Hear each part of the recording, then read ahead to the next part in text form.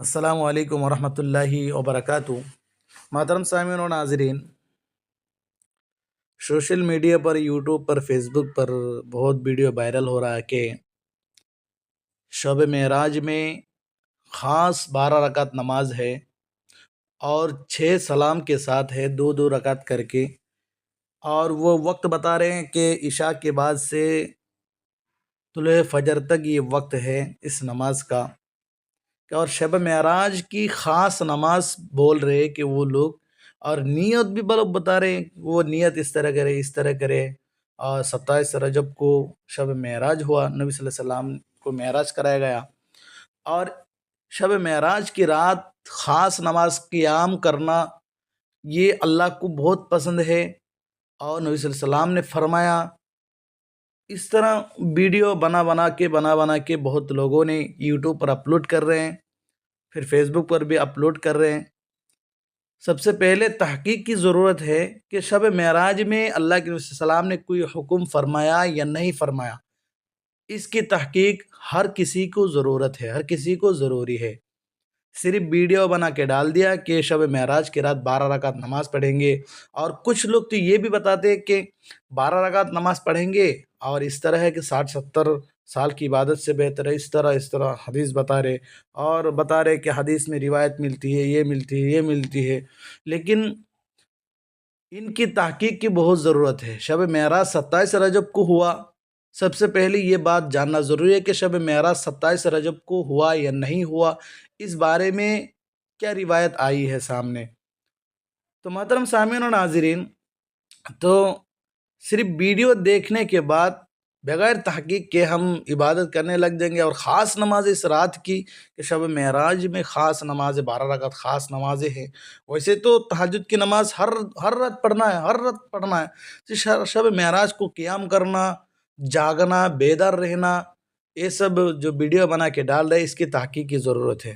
محترم سامعین و ناظرین، تو سب سے پہلے آپ کو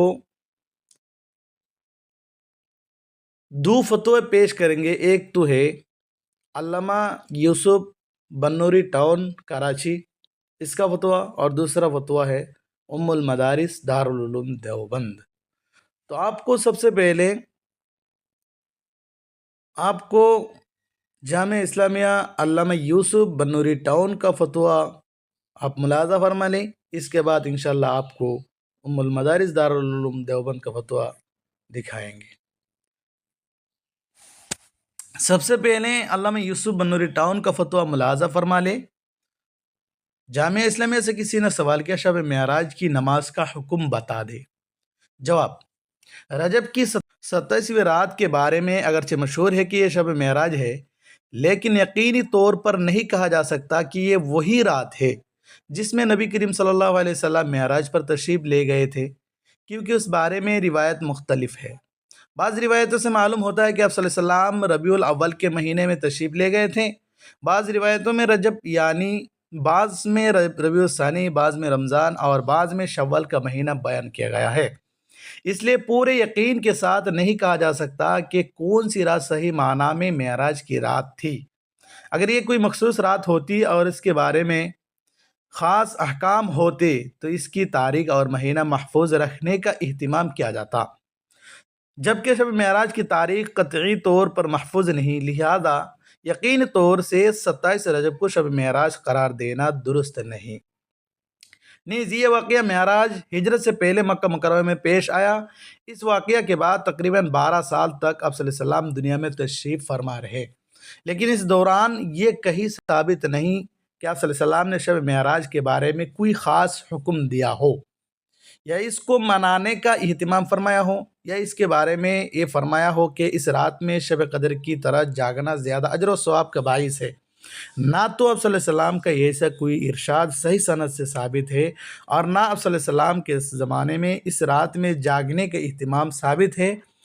نہ خود صلی اللہ علیہ وسلم جاگے، اور نہ صحابہ کرام رضی اللہ تعالی عنہم کو اس کی تائید فرمائی، اور نہ صحابہ کرام رضی اللہ عنہم اپنے طور پر اس کا اہتمام فرمایا۔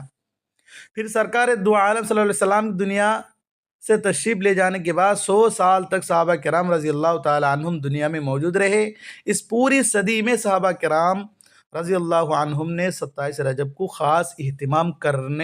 کر کے نہیں منایا، لہذا جو چیز حضور اقدس صلی اللہ علیہ وسلم نے نہیں کی اور آپ صلی اللہ علیہ وسلم کے صحابہ کرام نے نہیں کی، جبکہ اس وقت بھی اس کا موقع موجود تھا، اب اس کو دین کا حصہ قرار دینا یا اس کو سنت قرار دینا یا اس کے ساتھ سنت جیسا معاملہ کرنا بدعت ہے اور اس سے اجتناب کرنا چاہیے۔ خلاصہ یہ ہوا کہ رجب کا مہینہ حرمت والے مہینوں میں سے ہے، ان مہینوں میں عبادت کا ثواب زیادہ ہے، البتہ رجب کے مہینے میں تخصیص کے ساتھ کسی رات مثلا 27 رجب کی رات بیدار رہ کر مخصوص عبادت کرنے، مثلا صلاۃ الرغائب وغیرہ کا التزام درست نہیں۔ علماء کرام نے اپنے تصانیف میں اس کی بہت تردید کی ہے۔ حافظ ابن حجر عسقلانی رحمۃ اللہ علیہ تبیین العجب بما ورد فی فضل رجب کے نام سے اس موضوع پر مستقل کتاب لکھی ہے، جس میں انہوں نے رجب سے متعلق پائی جانے والی تمام ضعیف اور موضوع روایت پر کلام کرتے ہوئے سب کو باطل کر دیا۔ حضرت مولانا مفتی محمود حسن گنگوئی رحمۃ اللہ علیہ ایک سوال کے جواب میں فرماتے ہیں، اس شب کے لیے خصوصی نوافل کی اہتمام کہیں ثابت نہیں، نہ کبھی اس اسلام نے کیا، نہ صحابہ کرام رضی اللہ تعالی عنہم نے، نہ تابعین اعظام رحمہم اللہ نے کیا۔ محترم سامعین و ناظرین، اب آپ کو ام المدارس دارالعلوم دیوبند کا فتویٰ دکھاتے ہیں، اب اس کے بھی مشاہدہ کر لے۔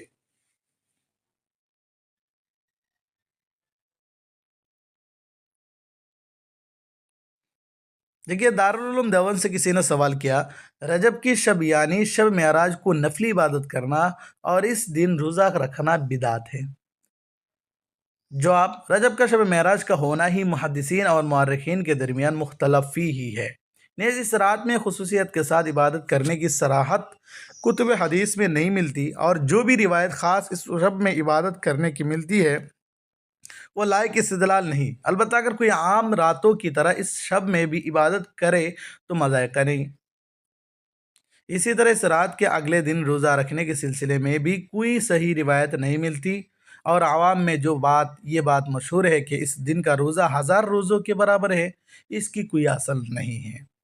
محترم سامعین و ناظرین، دو فتویٰ سے آپ کو یہ معلوم ہوا کہ 27 رجب کو کوئی تاریخ متعین نہیں ہے، اور اہتمام کے ساتھ نہ نبی کریم صلی اللہ علیہ وسلم سے ثابت ہے، نہ صحابہ کرام سے ثابت ہے، بلکہ عوام کے اندر مشہور ہے کہ 12 رکعت نماز پڑھنا، روزہ رکھنا، خاص طور پر عبادت کرنا، یہ تخصیص کے ساتھ کسی صحیح حدیث سے نہیں ملتی ہے، اور جو لوگ ویڈیو وغیرہ سے اپلوڈ کرتے ہیں یہ تحقیق کی کمی ہے۔